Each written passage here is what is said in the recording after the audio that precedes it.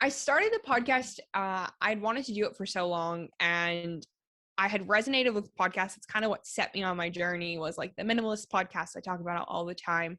And so I kind of wanted to enter that space, and I didn't really know how. And I often found myself trying to have like deeper or more meaningful conversations with people in spaces that just weren't appropriate. So I'd be asking like my coworker her like childhood traumas on a retail floor, or asking people what lights them up as I'm like making their coffee as a barista, and people would get annoyed because like they're in a rush. And so I wanted a space to not only have deeper conversations, but I'm also like, I'm super curious about things, and like I'm the type of person that has like 100 tabs open. I'm always reading a different book about different things and like listening to podcasts. And so it's another reason I did it is like, it's an excuse to interview these people that I just find fascinating, or I'm curious about, or explore a topic more in depth that I'm more curious about. And so that's kind of the gist of why I created the podcast. How do you think it's evolved over time? Ooh, good question. Right off the cuff, my first response is like myself. Thank you. You're welcome. I feel as though like I've changed a lot in a non-cliche way, just meaning I found at the beginning I was trying to have these difficult, or like just like these more in-depth conversations, and what I was coming to find was the questions I was asking my guests I had never asked myself, and I was afraid to ask myself.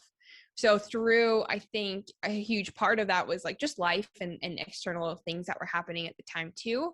But I think the podcast really forced me to level up. I began to become friends with people that I met through the podcast, that just, you are who you surround yourself with, and they were just super vulnerable or open, or whatever you want to do it. And so it really forced me to begin to try and level up myself as well.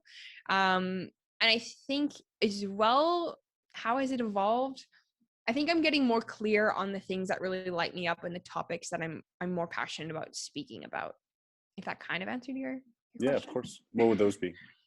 Honestly, you did such a good job in the intro with those topics. I love learning about minimalism and like intentionality, spirituality, business. I find very interesting, even though like I don't have a business, and manifestation and like law of attraction, as wooey as it is. I truly believe that your thoughts create your reality, and so I just hope that me sharing people's journeys that are like a representation of that, of a manifestation of their dreams, I can maybe get someone to begin thinking about like, what does their dream life look like, or I don't know, whatever it is that lights them up in a way.